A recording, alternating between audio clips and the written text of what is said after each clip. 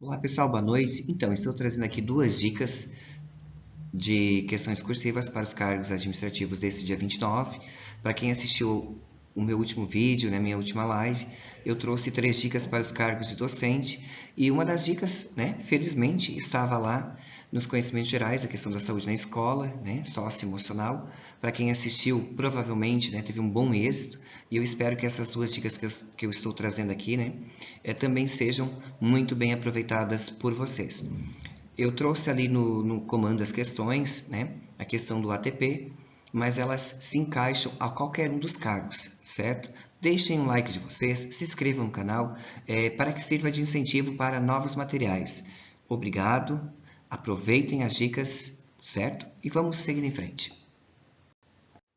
Então, aqui nós temos a nossa primeira proposta, né? Vai envolver aí a participação do assistente técnico-pedagógico, o ATP, na elaboração do PPP, né, do Projeto Político Pedagógico. Aqui você pode estar substituindo o ATP pelo orientador de convivência, pelo administrador escolar, certo? Você vai encaixar esse exemplo, né, essa pequena proposta para o cargo que você estiver fazendo. Você vai observar no decorrer desse vídeo que o texto ele é bem genérico e qualquer uma das funções, né, para os cargos administrativos da prova do próximo dia 29 vai se encaixar dentro dessas duas propostas.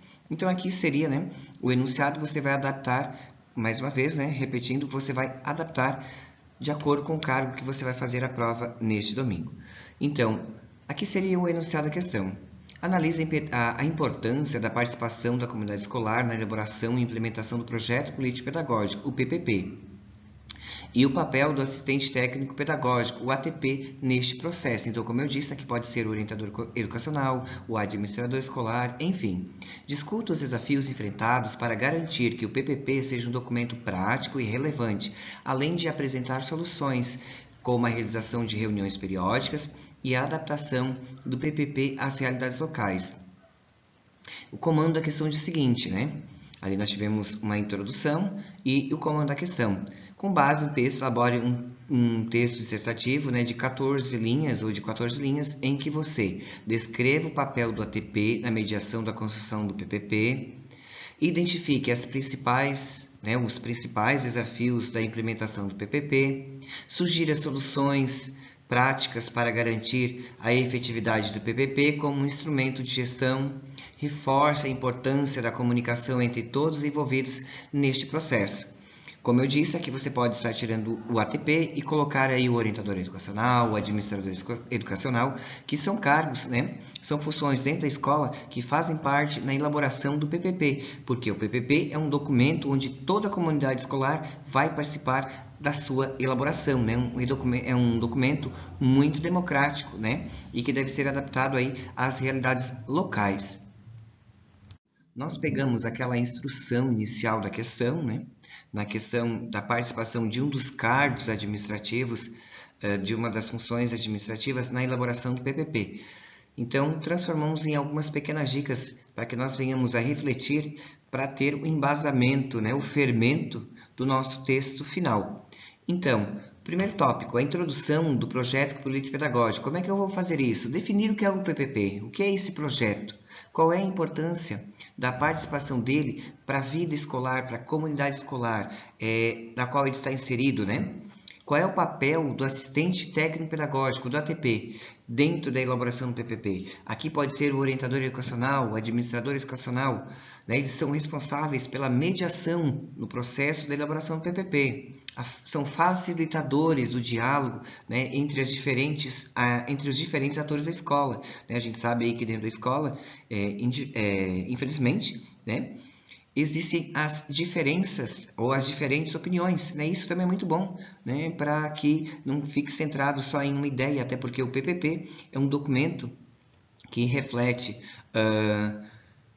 as necessidades da escola, as realidades da escola, né? Ele é realmente um documento muito flexível. Então, todos os atores que fazem parte do cotidiano, do entorno escolar, são responsáveis, né? São atores na elaboração deste documento. Os desafios. Quais são os desafios da implementação do PPP? Né? Ele deve garantir aí que seja um documento prático, né? Ele deve evitar ficar dentro de uma formalidade, até porque quando nós dizemos que é um documento que deve ser norteado pelas realidades locais, né? Ele então não pode ser um documento padrão, né? Ele é adaptado, ele é flexível às realidades locais. Então nós apontamos os atores, a relevância de cada um na elaboração desse documento fundamental para qualquer escola, né? Que não tem um padrão, né? Ele é adaptado de acordo com a sua realidade, né? Produzido de acordo com a sua realidade. Então, quais seriam as soluções para a elaboração de PPP? Realização de reuniões periódicas, né, com professores, alunos, pais, né, uma revisão e um ajuste contínuo quando necessário, né? Sempre que necessário, ele tem que ser ajustado, por isso que ele é um documento flexível. A integração de sugestões da comunidade, né? Coleta de feedback, aqui o feedback, mais uma vez, uma palavra estrangeira, que é o retorno da comunidade escolar, né? Então, e aqui realmente deixá-lo, né, adaptado de acordo com as necessidades, com as realidades locais. O PPP, né, um documento que é elaborado, ele também precisa do seu monitoramento, né? Quando nós vamos fazer as alterações, né, os ajustes conforme as necessidades, nós também vamos fazer uma monitoração, né? Qual é a importância desse acompanhamento das propostas do PPP? A avaliação contínua, né? O PPP está eficaz, está cumprindo o seu papel, o seu objetivo, né? Uma comunicação mais afetiva, né? Precisa sempre aí haver um diálogo, né? Um diálogo passivo, né? Quando a gente diz ali que nós vamos ter diferentes atores, nós vamos ter diferentes ideias também. Então, esse diálogo ele precisa ser passivo. Estratégias para manter todos informados, né? Todos envolvidos muito bem informados e engajados, né? Porque a gente sabe que quando nós vamos ter aí as diferenças, tende-se a cada um puxar para uma direção. Só que na elaboração do PPP, as vozes elas precisam ser únicas, né? Cada uma com a sua singularidade, mas elas precisam ser únicas. E vamos concluir a nossa ideia reforçando a importância desse instrumento na gestão escolar.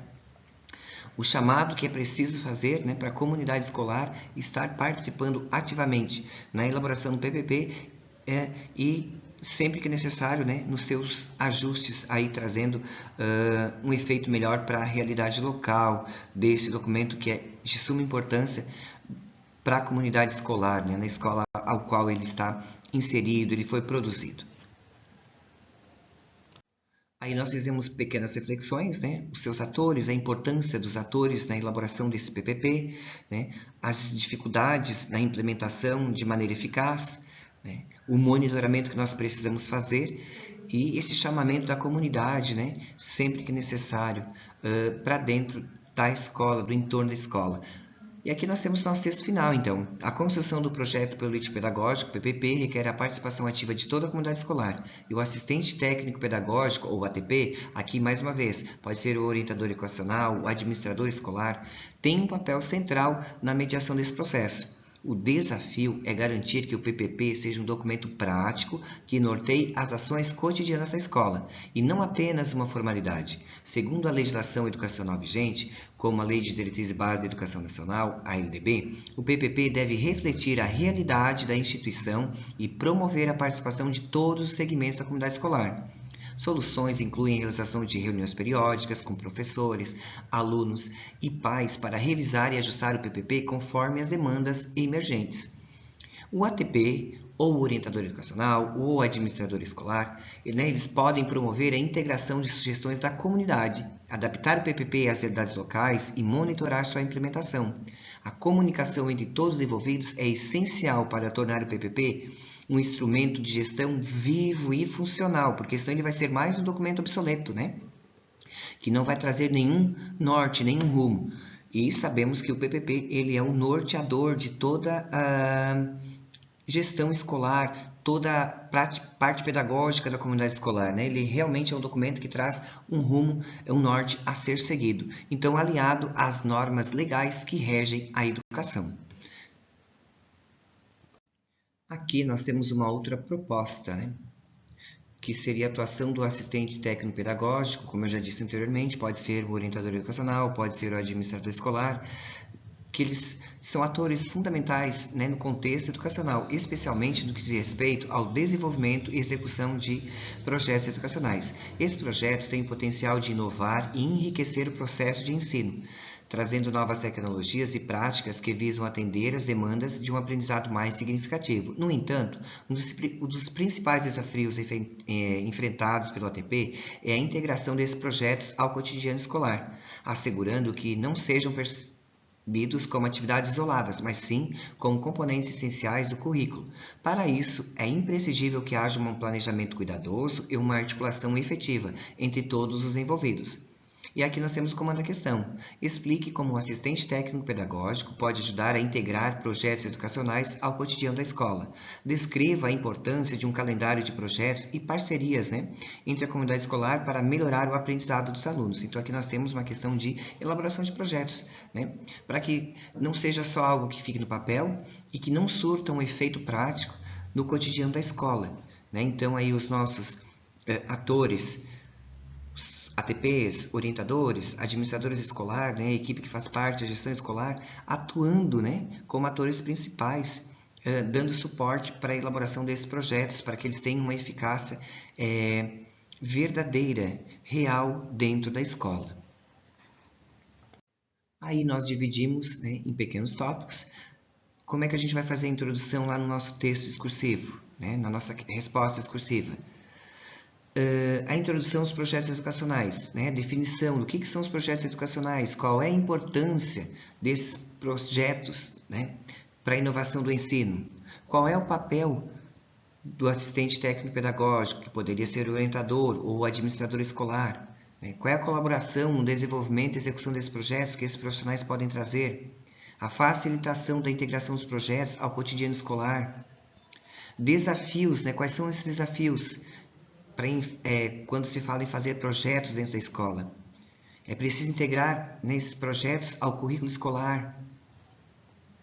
Evitar, né, a percepção de que só são atividades. É mais um projeto na escola. A gente já não tem tempo para trabalhar os conteúdos, enfim, né? É isso que a gente escuta dos professores. Aí como é que esses profissionais, os ATPs, orientadores, administradores, podem atuar nessa questão de elaboração e execução de projetos dentro da escola? Quais soluções, né, para a integração desses projetos? A elaboração de um calendário de projetos, alinhamento com o planejamento pedagógico anual, a programação de atividades de forma coesa, a participação ativa de professores e alunos, né? Como é que a gente pode conseguir o envolvimento dos docentes na criação e execução desses projetos?